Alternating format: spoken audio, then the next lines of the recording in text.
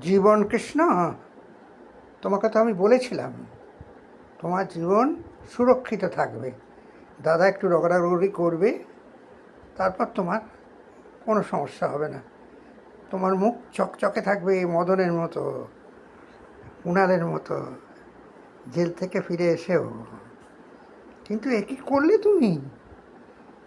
চাকরি বাকরির পুরো টাকাটা 100% তুমি মেরে দিলে। এ তুমি ঠিক করনি। এতে তোমার বিপদ আরও বাড়লো।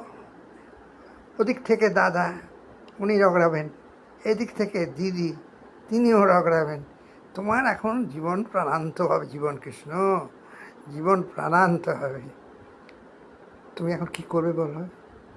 পিসিমাকে ধরবে? পিসিমা কি করবে? পিসিমাও তো ফেঁসে গেছে রে বাবা। তুমি চিন্তা করে দেখো এখন তুমি কি করবে। তবে তোমাকে দেখে মনে হচ্ছে